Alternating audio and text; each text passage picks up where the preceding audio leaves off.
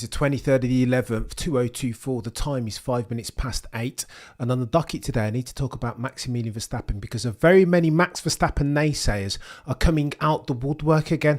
Do you remember at Brazil when he went from 17th to 1st in 43 laps? They were scarpering, running for the hills like roaches. Now all of a sudden they've come back out. Oh, how about that, Max? What happened to your driver, Max, at this Grand Prix, the Las Vegas Grand Prix, qualifying in 5th? Why is he no longer the GOAT now? You said he was back last weekend. What about now? Well, listen, let's not do the recency bias thing because for the avoidance of doubt on this channel, what we will never, ever do, I will not, no, I shall not do, is sacrifice truth and objectivity at the altar of partisanship or confirmation bias. I'm not going to relitigate for Brazil because any fool that likes a bit of F1, that's ever watched F1 for more than one race, will understand what they saw in earnest at the Brazilian Grand Prix. Because for the avoidance of doubt, if that wasn't greatness, ladies and gentlemen, I don't know what is. The dude's ability to go and find traction in places where the other 19 wouldn't even dare. The ability to go 69 laps without barely making a mistake when the others could barely keep it on the black stuff. The way he nailed so clinically overtaking manoeuvres on Esteban Ocon and Oscar Jack Piastri off the restart. The former, both of whom, by the way, are not shoddy peddlers. I can't relitigate for that. No, nor can I indulge that buffoonery in earnest. But what I will do, because Maximilian Verstappen has given an interview to BBC's Andrew Benson, is go through this because I think that dude has been very insightful, more earnest than he is usually. Andrew Benson starts off, and again, for the avoidance of doubt, super honest and earnest. Rare is it that you will hear Max Verstappen be as honest and open, transparent as far as the season that has been 2024 as he is in this. I will drop a link to the interview in the description. Andrew Benson begins the interview thus: I've never seen a season like this. You were so dominant early on. The Red Bull 20, the RB20 even, was gone clear. You were so dominant. You won in the first half of the season, as near as makes no difference, every single race. And then all of a sudden, McLaren flipped the switch. Why did the gap close so quickly, Maximilian Verstappen? Max says, you know what, to be honest with you, I was complaining about the car and its handling dynamic up front early on in the season. It's just that you guys didn't hear. What the big surprise was, Max says, is that McLaren, Mercedes in Scuderia Ferrari hadn't kicked on from the 2023 season the way that we anticipated them to.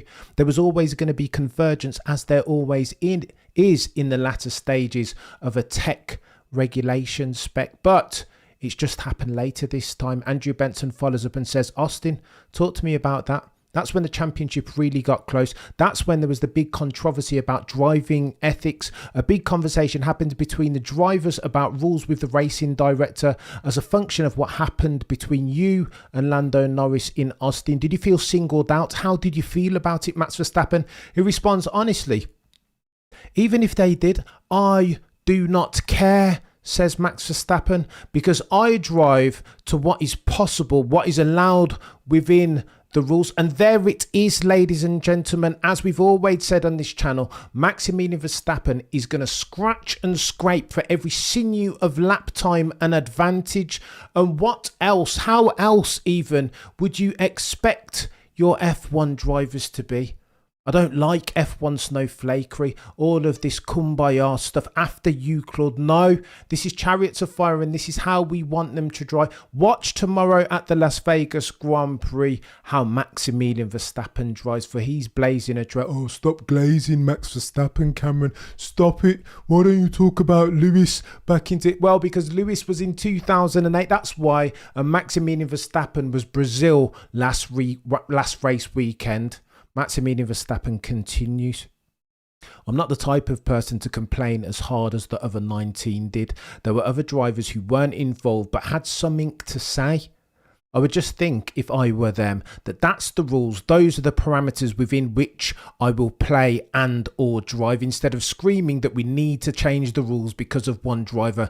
Less rules and there'll be more screaming for more rules. We can never get it perfect. This is the same in any sport, whether it's football, basketball, NFL, whatever it is. It'll never be perfect. The stewards do the best that they can with the rules that they have and the powers within their disposal. He says, have full-time stewards though, Max Verstappen, and it would be much better. It would be more consistent across the board. Benson follows up thus. Cota, it was a race to the apex. Is that the right way to go racing, Max Verstappen? Is that how you'd like to do it in an ideal world? Goated questions from the legend that is Andrew Benson. For the avoidance of doubt, not all journalists are created equal in the space that is F1. Max Verstappen responds, I'd like to go back to how it was when I was karting. If the rule is that you must be out of the apex, that gives you carte blanche to do whatever you want, that causes other problems. It depends on the individuals, however, and it depends on their racing personality, their unique brand of wheel-to-wheel combat.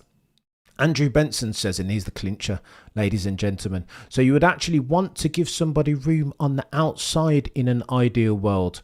Max Verstappen responds, here it goes, in earnest, honestly. He says, well, me personally, I don't race like that. Benson responds, what do you mean? He says, well, when I race somebody, well, you will not be able to overtake me around the outside.